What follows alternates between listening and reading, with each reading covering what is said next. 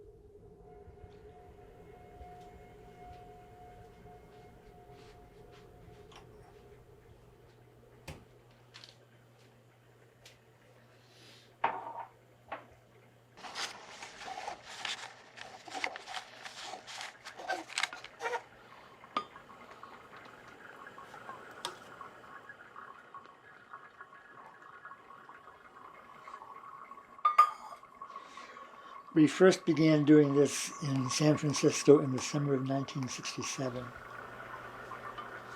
There have been times since then when we had lots of money and times when we didn't, but we never changed our coffee system for lack of being able to afford it.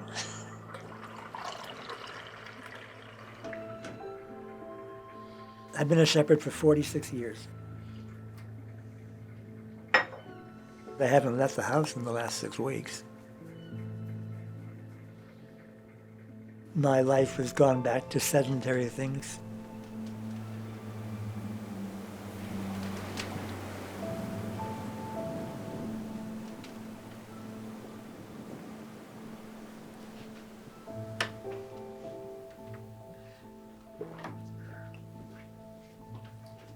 So all around this office and downstairs too are draft manuscripts of this book that's not going to be more than 240 pages long, but there's thousands of pages here.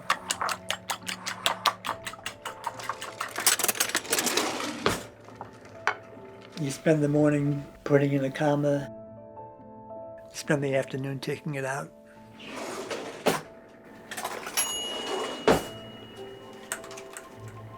My shoulder was pretty well trashed over many years at work.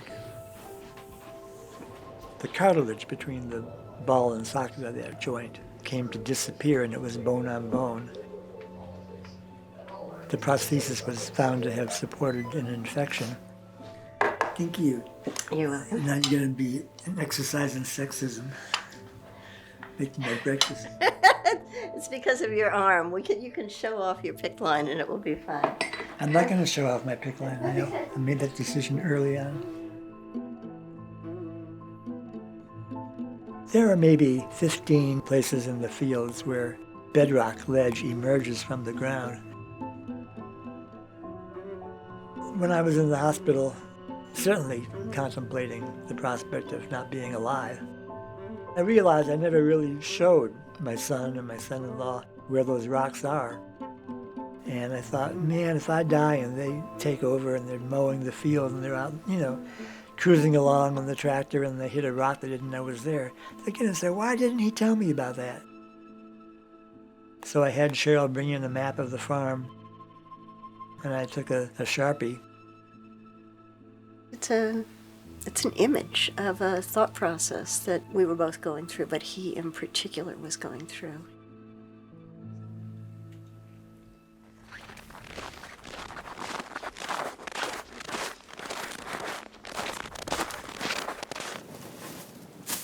I can do some things, but I certainly wouldn't be able to pick up a bale of hay and break it open. I think the end of my shepherding days are within sight. Hey, ladies.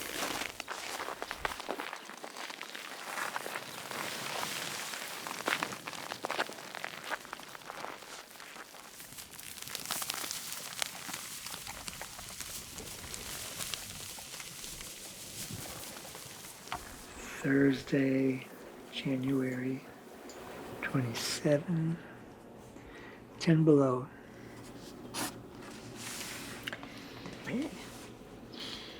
Cheap stuff. Part of our routine is we sit down with a pad of paper and make a list of the things that we're going to attempt to do that day. More tech stuff. I think maybe as you get older, you just get more and more anal and obsessed with things like making lists and crossing things off. But it's one of the ways in which two people married for a long time kind of become a single organism. Enough? K-A-N. Kisses as needed.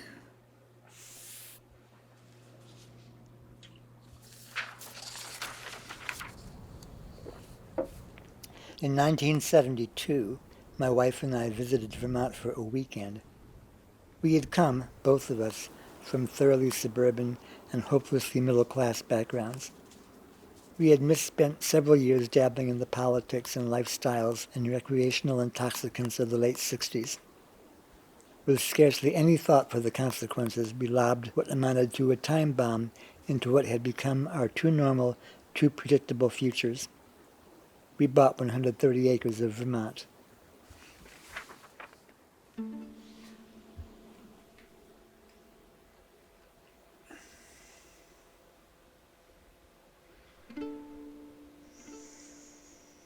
I've always appreciated that raising sheep gets me outdoors with something that seems to make practical sense.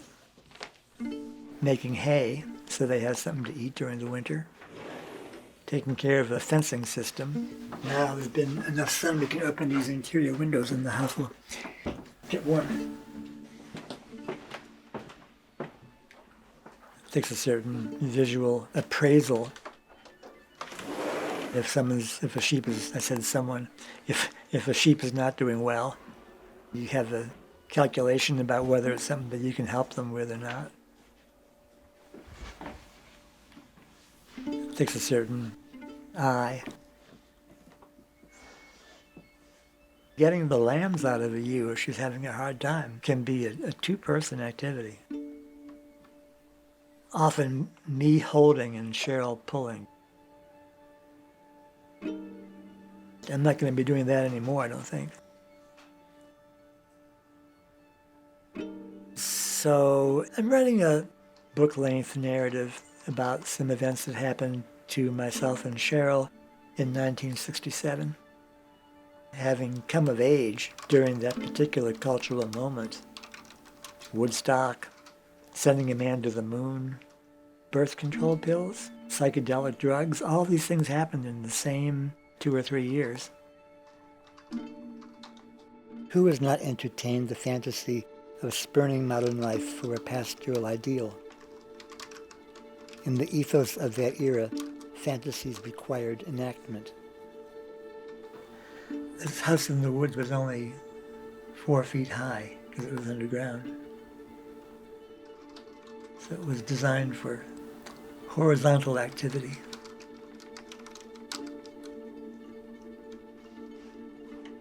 If I can produce between 800 and 1,000 words, then I feel like I've done it for the day. If you do that for 100 days, you've got 80,000 words, and that's a book. The problem is, like anybody else, you tend to get stuck. Well, what do we have here?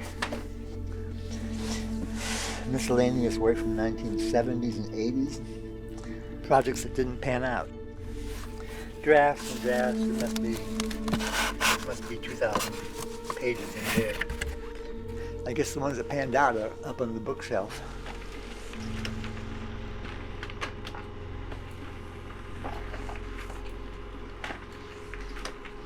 I'm batting maybe 500.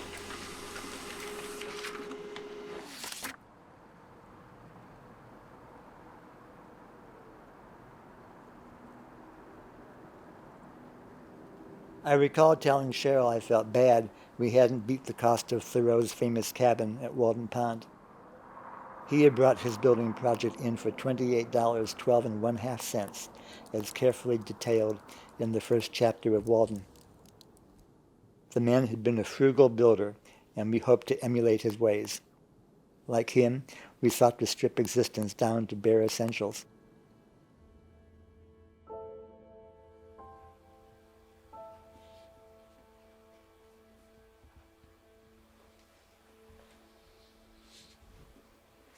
A lot of writing is just problem solving, in the same way as building a house or taking care of a flock of sheep.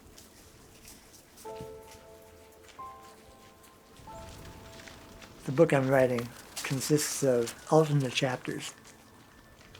One chapter takes place in the fall of 1967, and then the next chapter takes place the previous spring.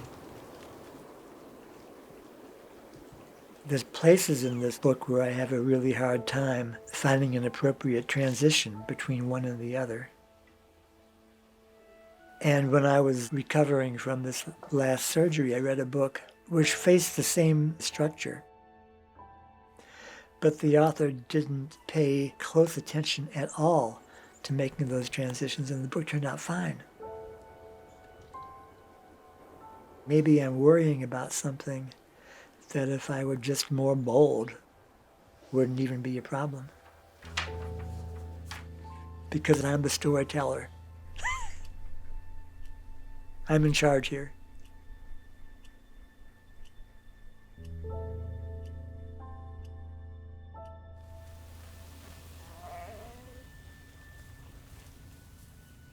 I've accompanied many people through these last years. My aunt and my mom and my dad, two of my very close friends. Either people will get better or they won't. There's a certain sweetness to just being there. Once they either die or get better, you realize it wasn't really in my hands anyway.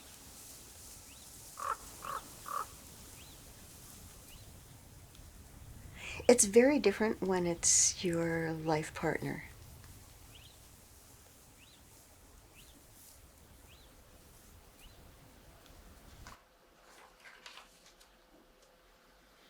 The date was October 5th, 1967, just a few days before my 20th birthday. The vendor was a lumberyard in Chester, Pennsylvania, and the tab came to $31.40. That, at the time, was not a trifling sum of money. And I would have paid in cash because at the time I had no checking account, let alone a credit card. Even if I could have written a check, no sane businessman would have accepted it. I looked far too scruffy, too rebellious and disreputable. But I had a plan in mind that struck me as a bold step in upward mobility. With my petite girlfriend, Cheryl, I was going to build a house in the college arboretum. Then we'd have a place where we could spend our nights together. Our attraction to the woods was based on their offering a place to hide, a covert like a rabbit or a deer might find. Did this make us genuine radicals like Henry David? Probably not, although it seemed so at the time.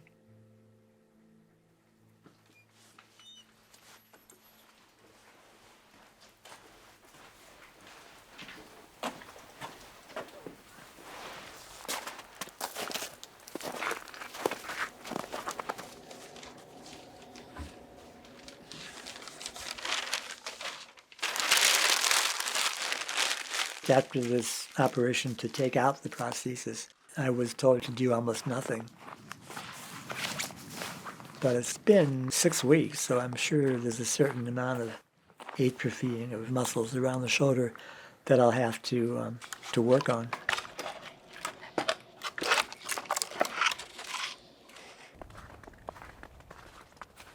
There's no shame in growing old and recognizing that your body can't do what it used to do.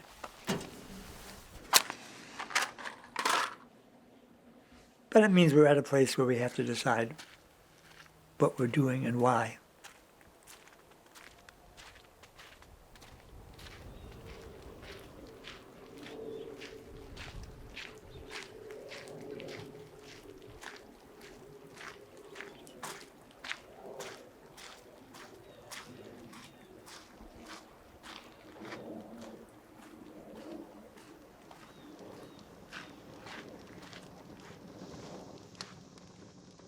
First fire in 6 weeks.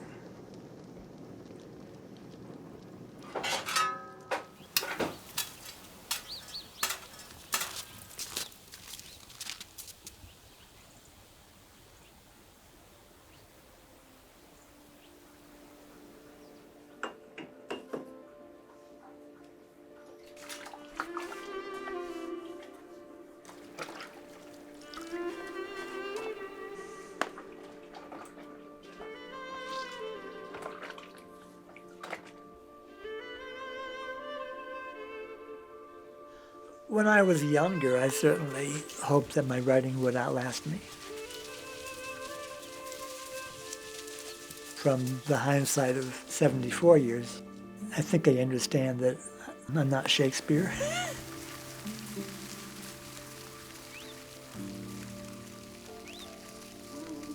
When I'm honest with myself, candid, like 99.9% of writers, my work is not going to have a lasting influence.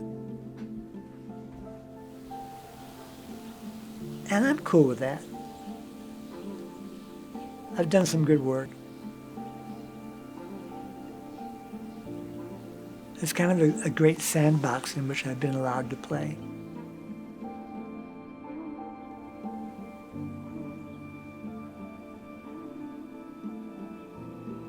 If I did have to cash it in, my feelings are essentially gratitude.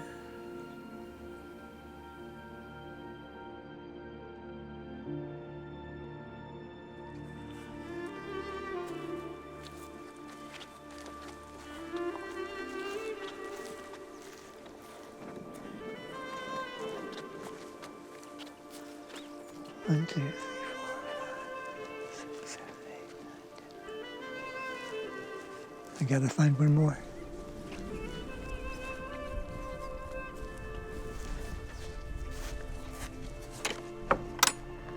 Yeah. Here's number 13. And here's a lamb. And here's another lamb.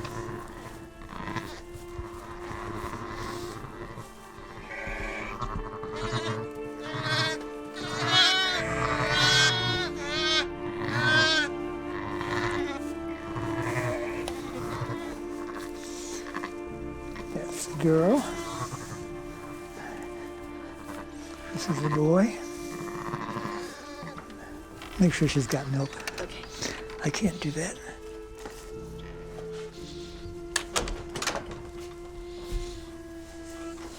Do you want me to undo this first? I can undo it.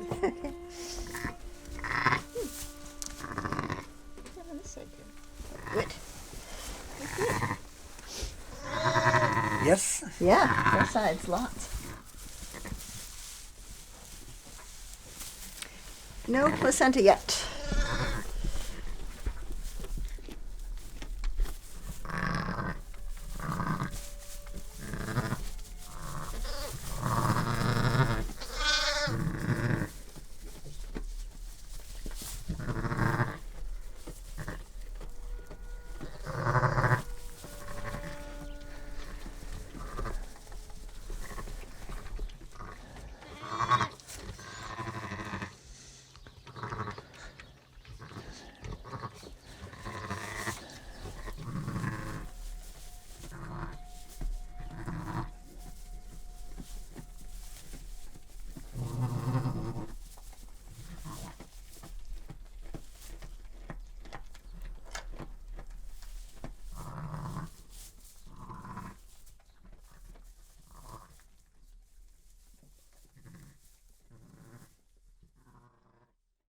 Vermont Public, partnering with local filmmakers to bring you stories made here.